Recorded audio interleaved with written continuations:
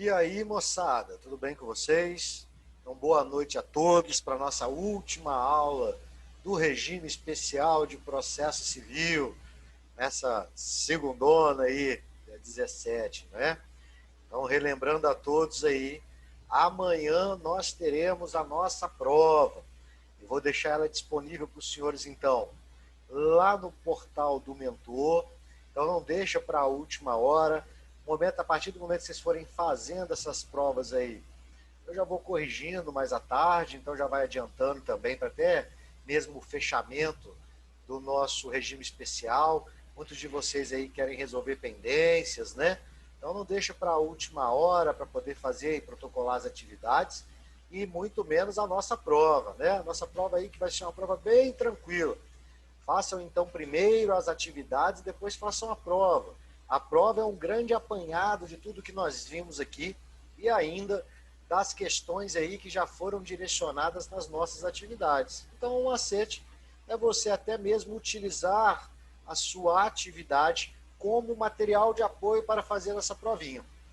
Dica para os senhores, tanto hoje, né, tanto para as atividades quem não fez nenhuma, tanto ainda para a nossa provinha. Por favor, não copie nada da internet. Joia? Nós temos aí cada aula com seu referido material de apoio. Então use o material de apoio, não caia na besteira de jogar um Ctrl+C, Ctrl+V da internet aí e cair na besteira de errar questões que vocês têm até mesmo nas atividades feitas. Joia, moçada? Então, dado aí esses recados iniciais, nós passamos então para a nossa última aulinha. Nossa última aulinha aí tem um objetivo de trazer alguns pontos bem importantes a respeito do processo de execução. Vamos lá.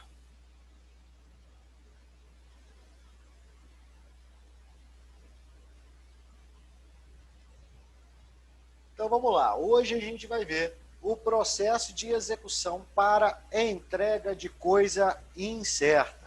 Então a coisa incerta é aquela que a lei não diz o que é, mas ao mesmo tempo ela não é ignorada ou desconhecida. É aquela então que ela pode ser determinável pelo gênero e pela sua quantidade. Exemplo, 1 tonelada de soja. Então nós temos aí a quantidade, né? Ou gênero, 1 tonelada de grãos e assim por diante, tá? Ela não é específica, mas ela é considerada incerta, porque, por exemplo, eu não posso determinar aí da incerta um determinado bem próprio, tipo veículo, um apartamento, uma casa, um lote, assim por diante. Joia? Então a única particularidade no procedimento da execução para entrega de coisa incerta é a necessidade da chamada individualização da coisa. Então depois não deixem de dar uma olhada lá no artigo 244 e no artigo 811 do nosso CPC. Então, quanto ao procedimento, o devedor ele será citado para, no prazo de 15 dias, entregar a coisa determinada pelo gênero ou ainda a quantidade, já individualizada, se a ele competir a escolha. Joia? Então, se competir a escolha ao credor, ele já deverá individualizar na petição inicial. Então, da escolha de um ou de outro, a parte contrária, que é o devedor, ele poderá impugnar em 15 dias após o juiz, então ele vai decidir, ouvindo o perito se for necessário. Joia? Então vamos aí ver o processo de execução de obrigação de fazer e de não fazer.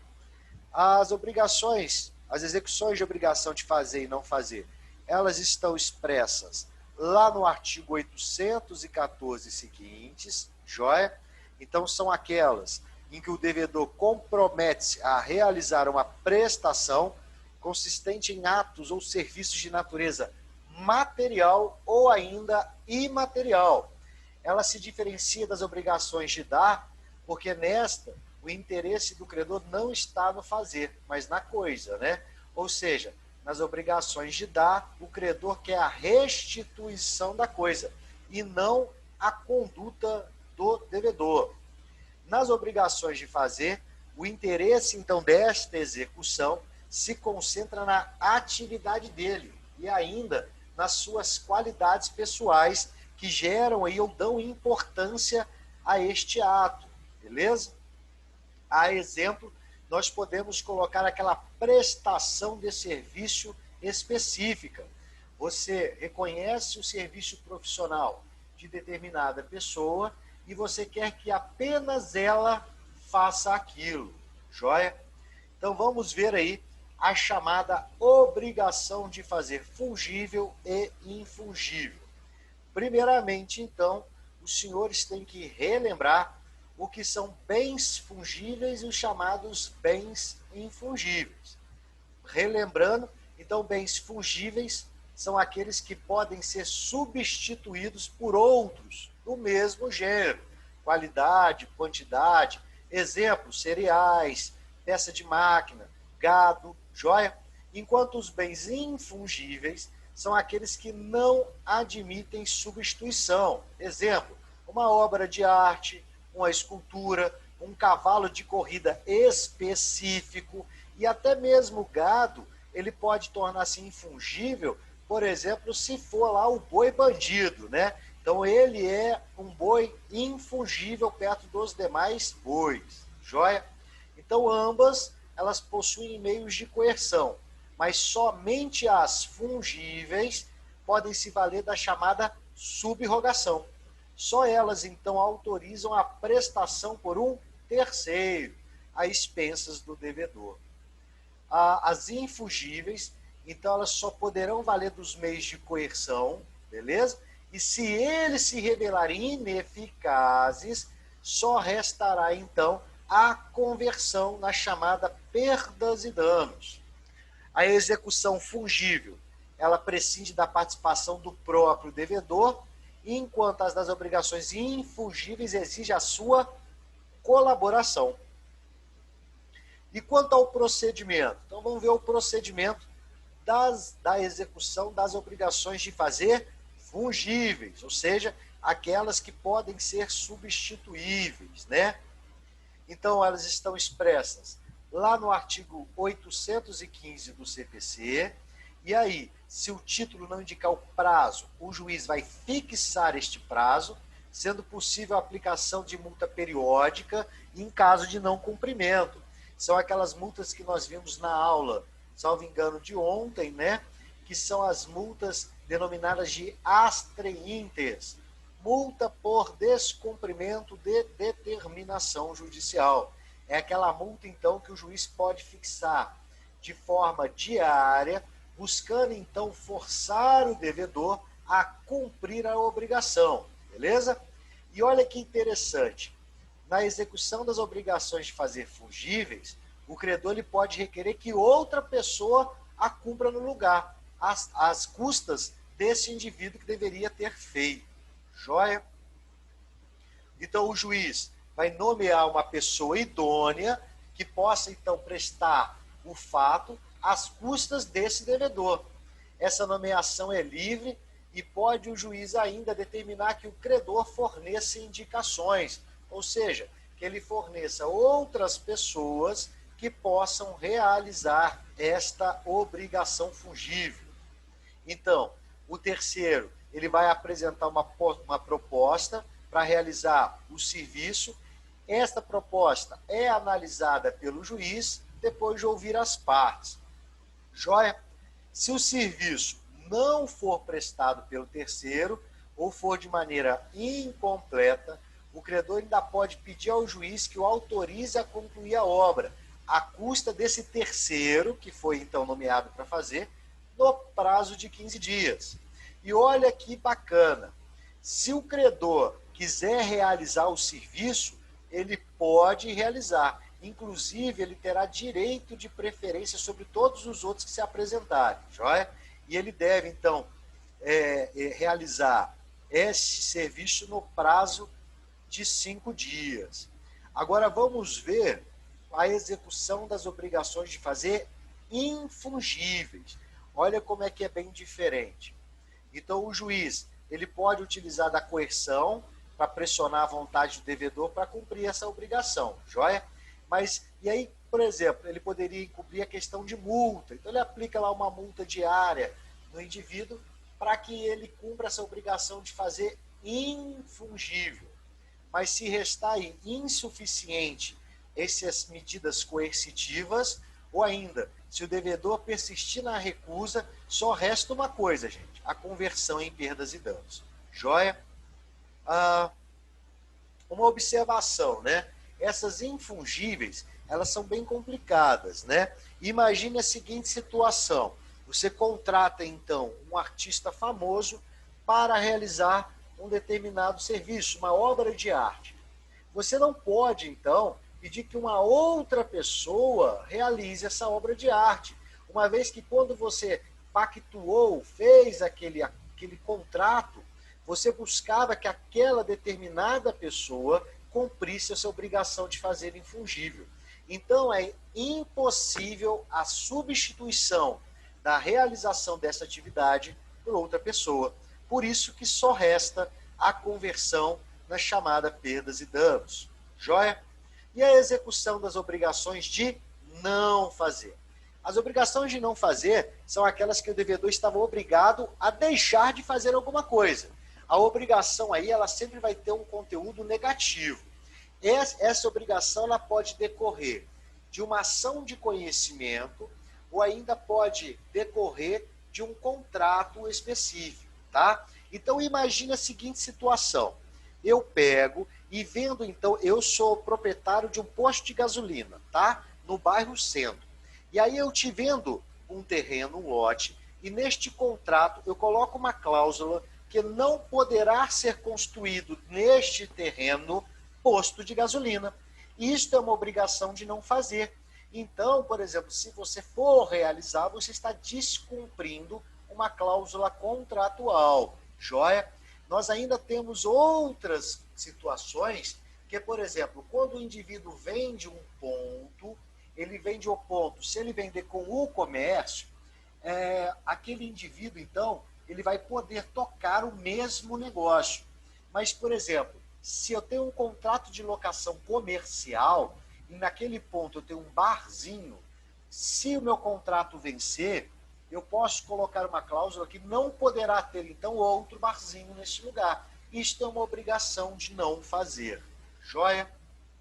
Então, se o desvaziamento for possível, o juiz vai mandar citar o devedor, fixando um prazo para que ele desfaça o que realizou indevidamente, sob pena de multa. E essa multa, geralmente, é a multa diária. Joia? E se o desvaziamento puder ser feito por terceiro, o exequente, então, ele pode requerer e o juiz, então, vai deferir este procedimento, joia, gerando daquela mesma forma da obrigação de fazer. E aí, na última situação, quando não for mais possível o desvaziamento, só resta a conversão em perdas e danos. Joia? Agora vamos à mais tradicional forma de execução. É a chamada execução por quantia certa contra devedor solvente, ou seja, aquele que possui capacidade de pagar a sua dívida. Ela é a execução mais comum, né? Então, nela, o credor ele não quer que o devedor entregue um bem, nem faça ou desfaça alguma coisa, mas que simplesmente pague determinada quantia em dinheiro. Joia? Por isso que nós falamos que essa é a mais comum das execuções. A técnica, então, de que faz uso desse tipo de execução é a chamada sub-rogação, pois o devedor, se o devedor ele não pagar de forma espontânea, o Estado vai lá, toma o patrimônio do devedor, o dinheiro, bem, qualquer coisa, para fazer frente ao débito. Joia? Então, se a penhora recair sobre o dinheiro, o valor será entregue em pagamento ao credor em um determinado momento. Se recair sobre bens, então será necessária a conversão destes bens em dinheiro. E aí, lembrando ainda que o credor ele pode fazer a chamada adjudicação do bem. Imagine a seguinte situação. O devedor, ele encontra-se em débito comigo no valor de R$ 20.000. Eu promovo a execução por quantia certa contra o devedor solvente, e aí, fazendo então a busca por bens, eu descubro que ele tem um veículo avaliado em R$ 15.000. Esse bem, então, é penhorado e eu tenho a oportunidade de adjudicar esse bem, ou seja, pegar esse bem para mim. E aí, então, a execução só vai continuar neste valor que ainda falta, esses R$ 5.000 pendentes. Então, eu adjudico o bem e passo ele para mim. Eu abato ele no valor da dívida, joia? Se eu não me interessar em adjudicar esse bem, então, será vendido na chamada asta pública, ou seja, no leilão. Então, vai vender esse bem no leilão, e o dinheiro levantado através da venda desse bem será repassado ao credor. Joia? Quanto ao procedimento, vamos lá. Da mesma forma que nas demais execuções, a execução por quantia certa, então, ela se inaugura através da petição inicial. Lembrando que a execução ocorre sempre na modalidade imediata, enquanto o cumprimento de sentença ocorre através da modalidade imediata, ou seja, nos próprios autos da ação de conhecimento, beleza? Então, além dos requisitos expressos lá no artigo 319 e 320 do CPC, o credor ele tem que instruir essa petição inicial com a chamada memória discriminada de cálculo, onde ele vai indicar o débito e os acréscimos, joia? Então, essa memória de cálculo, ela tem que trazer alguns elementos, onde tanto o réu, tanto o juiz, possam identificar o valor originário, a data do vencimento da obrigação, os acréscimos e ainda as deduções. Nós já vimos esse memorial de cálculo em outra aula, lembra disso? Juros de mora, qual que é a incidência de correção monetária e assim por diante. Se o credor desejar, ele já pode, na petição inicial, trazer quais são os bens passíveis de penhora do devedor. Então, hoje, a prioridade de indicação desses bens é do credor e não mais do devedor, beleza? Então, o juiz, após receber a petição inicial, vai proferir o que nós chamamos de despacho inicial. Então, o juiz, ele vai examinar a inicial, vai ver se tem alguma falha, e se tiver falha, ele vai conceder um prazo de 15 dias para o exequente consertá-la, tá? É como se fosse uma emenda inicial, joia? Então, o exame da inicial pelo juiz pode resultar aí no seu indeferimento, no seu recebimento ou nessa necessidade de emenda. E aí, com a determinação ainda que o executado seja citado e intimado para que no prazo determinado ofereça embargos, né? Ou quite o débito. No despacho inicial, o juiz então já vai fixar os chamados honorários advocatícios em 10% caso o devedor cumpra com a obrigação. Então ele fixa os honorários em menor valor, joia? No menor valor possível, que seria de 10%. Seria como se fosse um desconto para incentivar, então, o devedor a cumprir com a obrigação. Então, após citado o devedor, ele tem um prazo para pagar de 3 dias, sob pena de penhora. Se ele fizer o pagamento dentro desse prazo, os honorários, então, fixados lá na inicial, são reduzidos pela metade. Se não, após esses 3 dias, então serão feitas a penhora e a avaliação dos bens do devedor. Joia? Só que preste atenção numa pegadinha.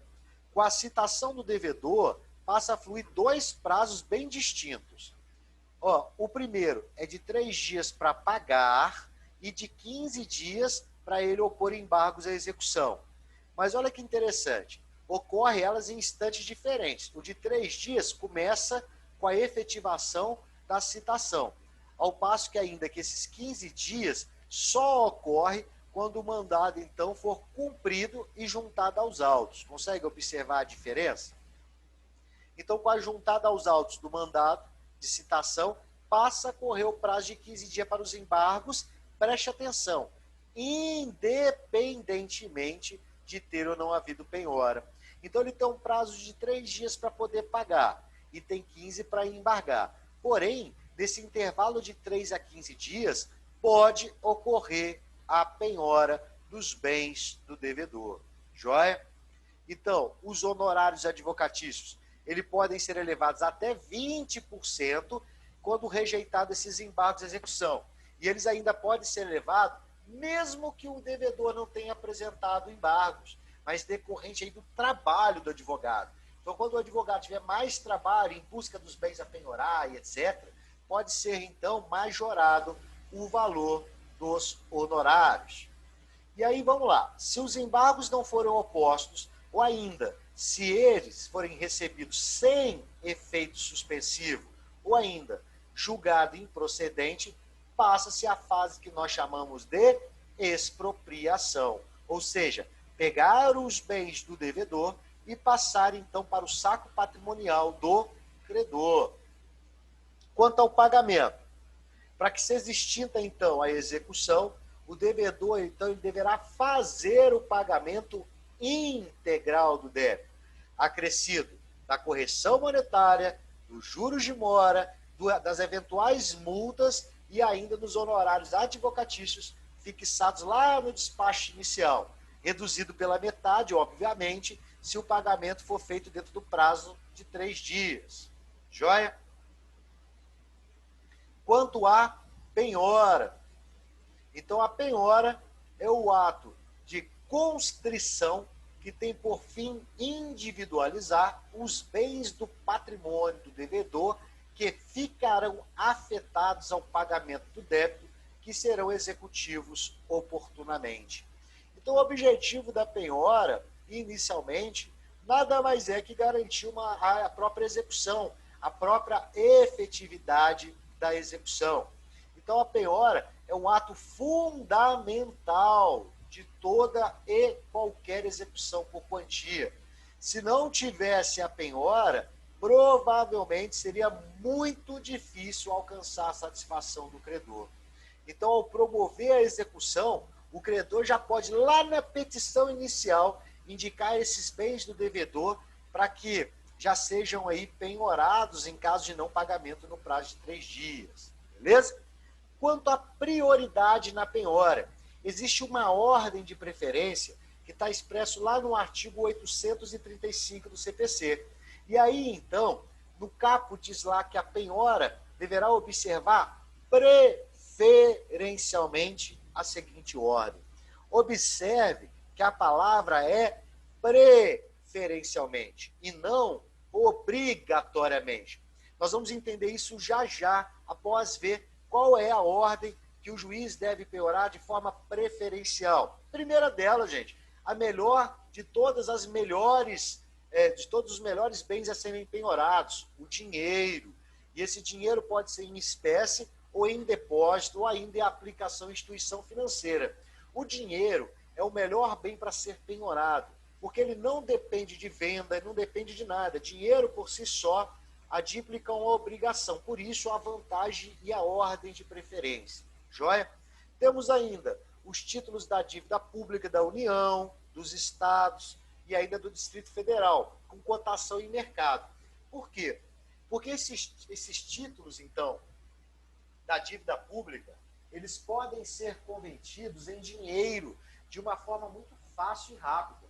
Então, eles são vistos como uma grande vantagem na ordem de preferência dos bens. Joia? Temos ainda os títulos e valores mobiliários com cotação em mercado, temos aí os veículos de via terrestre, os bens imóveis, os bens móveis em geral, nós temos os semoventes. Semoventes, então, são todos aqueles animais que podem se mover por conta própria, né? Só que só a caráter de conhecimento, antes da gente ver os bens impenhoráveis, você não vai conseguir penhorar o cachorrinho do devedor, joia? Você não consegue aí penhorar animais de estimação, né? Qual imagina? Temos ainda os navios e as aeronaves, as ações e cotas de sociedades simples e empresárias, o percentual do faturamento de empresa devedora, as pedras e metais preciosos. Então, nós temos as pedras preciosas, o ouro, a prata, o bronze, tudo isso é metal precioso. Os direitos aquisitivos derivados de promessa de compra e venda, de alienação fiduciária em garantia, dentre outros direitos. Joia? Então, olha só. Olha o que diz o parágrafo primeiro, por isso que eu disse que a gente ia ver a questão do preferencialmente. É prioritária a penhora em dinheiro, podendo o juiz, nas demais hipóteses, alterar a ordem prevista no caput de acordo com as circunstâncias do caso concreto. Então, o magistrado, ao analisar um caso concreto, ele pode, obviamente, inverter essa ordem. Ele tem que buscar aí, da melhor forma possível, o adimplemento da obrigação. Então, ele pode aí até mesmo inverter a ordem dos bens que podem ser penhorados. Joia? Então, lá no artigo 835, o CPC estabelece a ordem de prioridade dos bens penhoráveis, mas não tem um caráter rígido, podendo a gradação ficar em segundo plano, quando as circunstâncias indicarem que é mais conveniente aos interesses das partes e o bom desfecho do processo. Lembrando que se busca na execução é o adimplemento da obrigação. Joia? Então, olha só, não havendo indicação do credor quanto aos bens passíveis de penhora, cumprirá ao oficial de justiça, munido do mandado, buscar bens do devedor suficientes para a garantia do débito, observada aí as hipóteses de impenhorabilidade do artigo 833 e da Lei 8.009 de 90, que é o bem de família. Joia?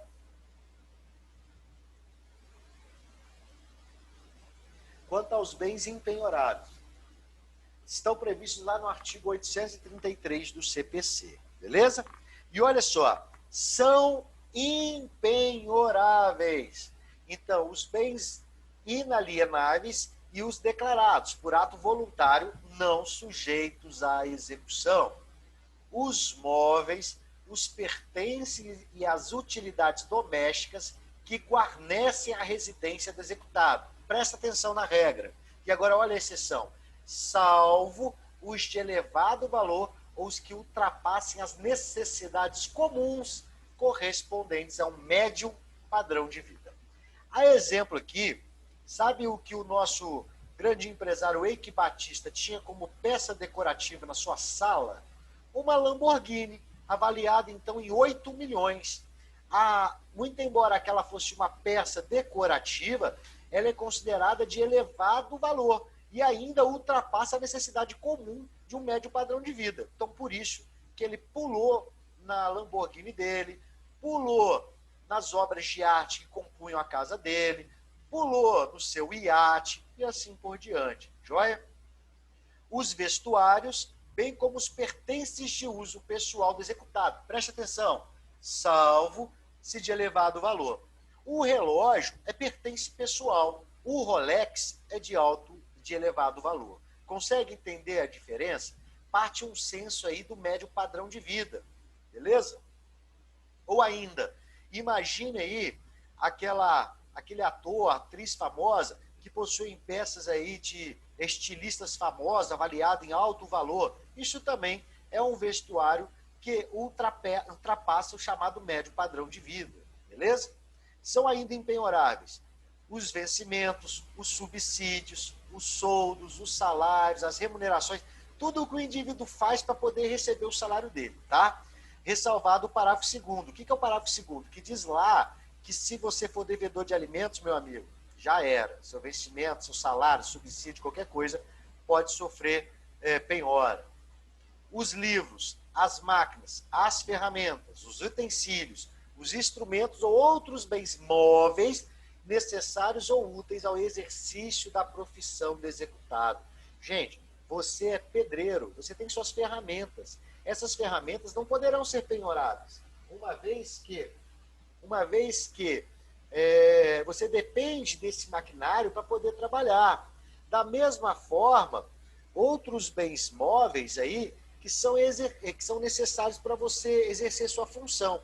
O objetivo da execução nunca será levar a figura do devedor à miséria, lembra disso? Deverá ser respeitado o princípio da dignidade humana.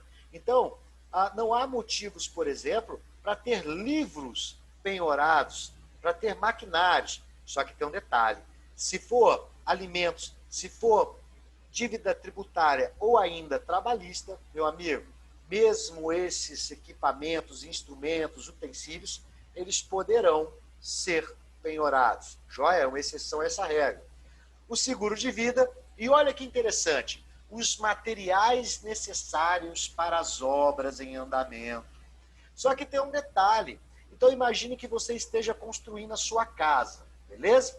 E aí, então, como você está construindo sua casa, esses bens para terminar o seu imóvel não podem ser penhorados.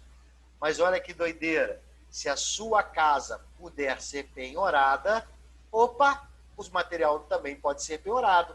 Então só não é penhorável, são impenhoráveis os materiais necessários para as obras em andamento do bem de família. Joia?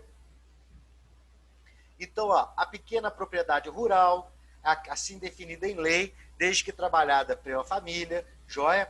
Os recursos públicos recebidos por instituições privadas para aplicação compulsória em educação, saúde, assistência social, a quantia depositada em caderneta de poupança até o limite de 40 salários mínimos. E aí eu queria chamar a atenção à jurisprudência do STJ, que disse que a caderneta de poupança tem que ser usada com caráter de caderneta de poupança, ou seja, de poupar dinheiro. Se você utiliza a caderneta de poupança para fins de conta corrente, não se aplica, então, essa regra. Joia? Os recursos públicos, então, do fundo partidário, recebidos por partido político, nos termos da lei, este aqui existe, gente, por causa daquele princípio da pluralidade política, né? Imagine se pudesse penhorar, então, o fundo partidário do partido que está devendo. Seria uma maravilha, né? E aí a doutrina entende que essa proteção ocorre para que ocorra aí o exercício pleno da democracia, beleza? Os créditos oriundos de alienação de unidades imobiliárias, sob regime de incorporação imobiliária, vinculados à execução da obra. E aí eu queria chamar a atenção a alguns pontos dos bens empenhoráveis. A impenhorabilidade ela não é oponível à execução de dívida relativa ao próprio bem, inclusive aquela contraída para sua aquisição. Então, filho, se você comprou uma casa, minha dívida, você não fica imaginando que ela não pode ser penhorada porque ela é o único bem de família, porque o próprio imóvel dá a garantia do pagamento, por mais que ela tenha um caráter aí meio subjetivo de bem de família. Joia? Além disso, tudo que está expresso do inciso 4 ao artigo 10 não se aplica, então, nas execuções de alimentos. Joia? E, por fim, a impenhorabilidade lá do inciso 4, aquela propriedade rural, blá, blá, blá, blá, também há exceção quando elas sejam objeto do financiamento ou seja vinculada ao negócio jurídico. Joia? Ou seja, quando elas respondam aí por uma dívida de natureza alimentar, trabalhista ou previdenciária. E olha que interessante, podem ser penhorados, à falta de outros bens, os frutos e rendimentos dos bens inalienáveis.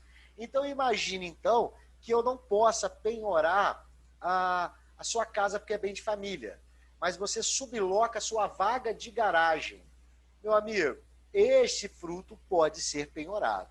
Joia? Então, se o credor não indicar e o oficial não localizar bens, o juiz poderá, a qualquer tempo de ofício ou a requerimento do credor, intimar o devedor para que indique. Gente, e se ele tiver bens e deixar de informar, incorrerá nas chamadas penas do ato atentatório à dignidade da justiça. Uma vez, então, que se busca aí a efetiva prestação, o efetivo adimplemento da obrigação. Moçada, assim então nós vamos terminando a nossa aula de hoje. Gostaria muito de agradecer cada um dos senhores por ter acompanhado essas aulas aí de processo civil. Coloca à disposição para eventuais dúvidas aí. Muita sorte, então, na continuidade acadêmica de vocês. E fique bem e até mais. Não se esqueçam da nossa provinha amanhã, hein, moçada? Quero ver só notão. Quero ver vocês dando um exemplo aí para moçada. Joia, moçada? Então, um abraço aí e fiquem bem. Até mais.